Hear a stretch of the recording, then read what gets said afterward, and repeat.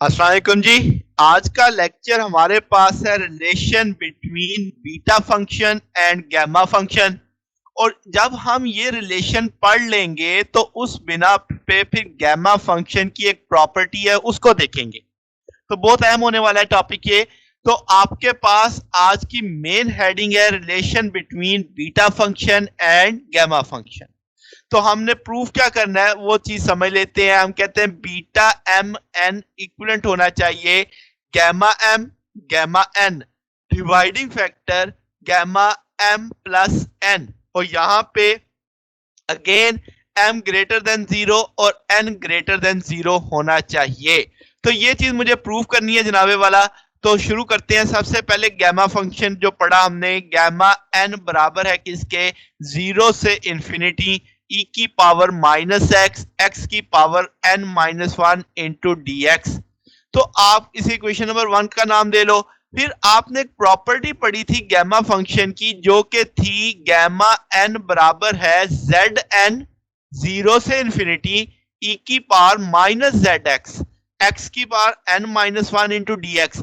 तो ये वो आप हमारा टॉप आज का काम सारा इसी से शुरू होने वाला है, गैमा फंक्शन की इस प्रॉपर्टी से। अगर आप यहां से जेड एन को दूसरी तरफ ले जाओ तो वो डिवाइड हो जाएगा। अब आपके पास ये यहाँ पे gamma n divided by z n बराबर आ गया जीरो से इंफिनिटी ई की power minus Z x x की power n minus one into d x. अब जरा समझो, ये चीज मैंने यहाँ पे हाईलाइट की है। तो देखो ई अब यहाँ पे ये डिफरेंशिएट किसके लिहाज से हो रहा है, एक्स के लिहाज से हो रहा है। तो मुझे एक्स के साथ जो कोफिशिएंट है वो देखना है, दैट इज जी। ठीक है, याद रखिएगा x का कोफिशिएंट क्या है, z। तो वो z नीचे चला गया अब आपके पास, और आगे x के साथ पावर में पहली चीज क्या है, n। तो वो उस z की पावर n बन जाएगा। तो ये जो चीज मैंने हाईलाइट की हुई है ये चीज मुझे इन फ्यूचर अभी इस्तेमाल करनी है इस जगह पे। तो दोबारा समझ लेते हैं, e की पावर माइनस जेड एक्स, और x के लिहाज से चूंकि डिफरेंशियल हो रहा है तो मुझे x का कोफिशिएंट देखना है, x के साथ जो मल्टीपल है z। तो मैंने देखना है कि अगर मुझे डायरेक्ट लगानी पड़े वैल्यू तो गैमा एन के नीचे डिवाइडेड बाई जेड आ जाएगा, और x की पावर n माइनस वन है तो मुझे सिर्फ यहाँ पे आने वाली चीज देखनी है कि n क्या है। तो यहाँ पे z की पावर n हो जाएगा। तो ये चीज मैं इस्तेमाल करूंगा आगे, फिर मैं इसका रेफरेंस वहां पे भी दूंगा। तो इक्वेशन टू को क्या करना है जनाब, आपने इसकी दोनों साइडों पे एक काम करना है कि आपने जेड एम माइनस वन और ई की पावर माइनस जेड को मल्टीप्लाई कर देना है बोथ साइड्स पे, और फिर उसे इंटीग्रेट करना है विद रिस्पेक्ट टू जी, और उसकी लिमिट्स रखनी है जीरो से इनफाइनाइट। ठीक होगी बात। अब जनाब देखते हैं। तो इक्वेशन टू देखो, एन गैमा था मैंने लिखा रहने दिया, आपने इंटीग्रल किया जीरो से इंफिनिटी, मल्टीप्लाई किससे करना था, ई की पावर माइनस जेड जेड की पावर एम माइनस वन और डी जेड आ जाएगा।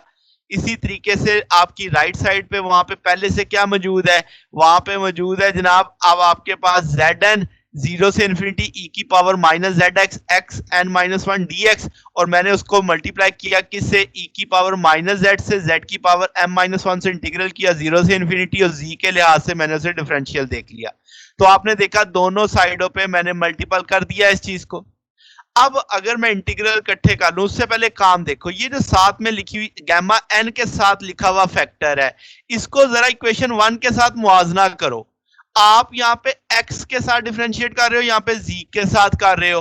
तो इसका मतलब यहाँ पे आपने e की पावर माइनस, आपके पास x है तो यहाँ पे e की पावर माइनस z आ गई। ठीक है, यहाँ पे आपके पास x की पावर n माइनस वन है तो यहाँ पे z की पावर m माइनस वन आ गई। तो कोई सिमेट्री नजर आ रही है आपको।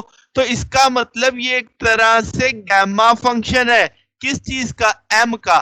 क्योंकि यहाँ पे x की पावर n थी ना तो मैंने गैमा n बोला, यहाँ पे z के लिहाज से डिफरेंशियल हो रहा है तो z की पावर m है तो मैं इसे गैमा m बोल दूंगा। तो ये गैमा m को रिप्रेजेंट कर रहा है। तो इसका मतलब अब आप लेफ्ट साइड पे क्या लिख पाओगे, गैमा n और गैमा m। अब दोनों इंटीग्रल इकट्ठे कर दो, पावरें इकट्ठी कर दो, e की पावर माइनस जेड है, e की पावर माइनस जेड एक्स है तो माइनस जेड कॉमन उठा लो, वन प्लस एक्स आ जाएगा। यहाँ पे z की पावर m-1 है, यहाँ पे आपके पास z की पावर n है, दोनों बेस इकट्ठी हैं तो m प्लस n-1 हो जाएगा और x n-1 आ जाएगा, dx dz आ जाएगा। इसे इक्वेशन नंबर 3 कह दिया। अब जो ये इक्वेशन 3 है इसमें ऑर्डर ऑफ इंटीग्रेशन है कि पहले आपने किसके लिहाज से इंटीग्रेट करना है, x के लिहाज से, फिर किसके लिहाज से करना है, z के लिहाज से करना है। तो मैं इसको अब पहले z के लिहाज से इंटीग्रेट करूंगा, बाद में x के लिहाज से करूंगा। ये मैंने ऑर्डर चेंज कर दिया। मैंने क्यों किया, अब आप समझ सकते हो कि डबल इंटीग्रेशन जब होती है तो आप ऑर्डर चेंज कर सकते हैं। अगर आपकी दोनों लिमिट्स कांस्टेंट हो और सिमिलर हो तो आप देख सकते हो कि दोनों लिमिट्स आपकी कांस्टेंट है और सिमिलर है, ठीक है, तो आप ऑर्डर को चेंज कर सकते हो। तो पहले अब मैं z के लिहाज से इसे करूंगा इंटीग्रेट और फिर x के लिहाज से करूंगा। तो अब आप थोड़ा सा अरेंज करेंगे।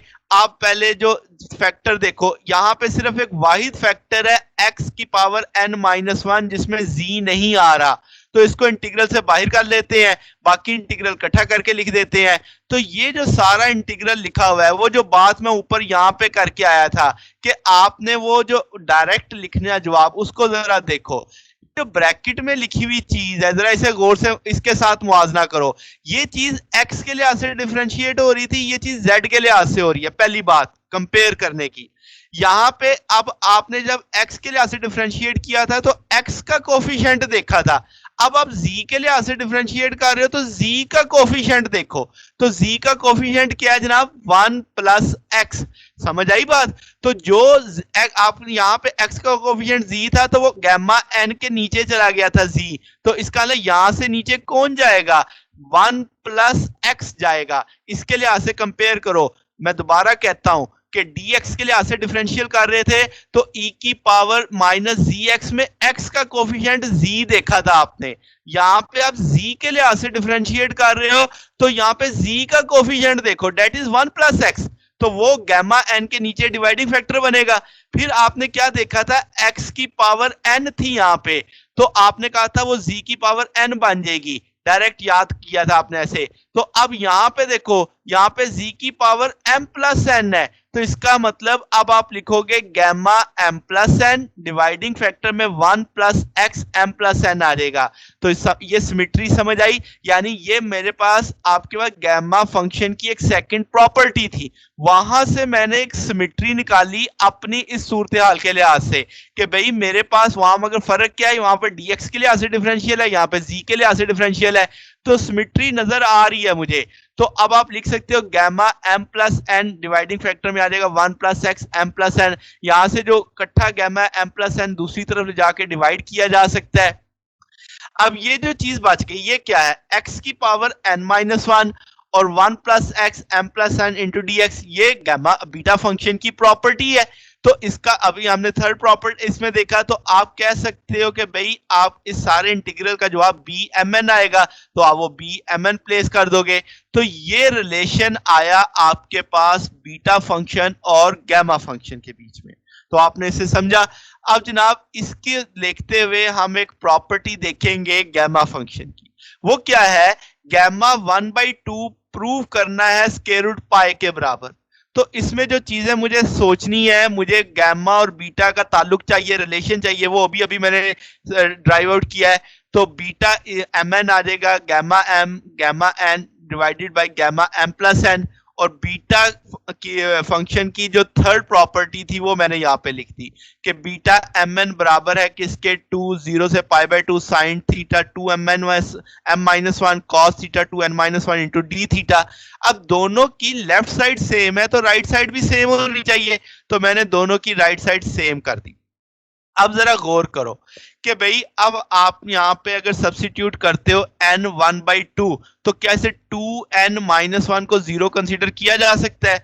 अगर आप m बराबर रखते हैं 1/2 तो 2m-1 0 किया जा सकता है। तो ये वैल्यूज इस जगह पे प्लेस करनी है, तो इसका मतलब 2m-1 0 हो जाएगा, 2n-1 0 हो जाएगा, और जहां जहां n और m आ रहे हैं उसकी जगह 1/2 आ जाएगा। तो आपने वो रिप्लेसमेंट कर दी।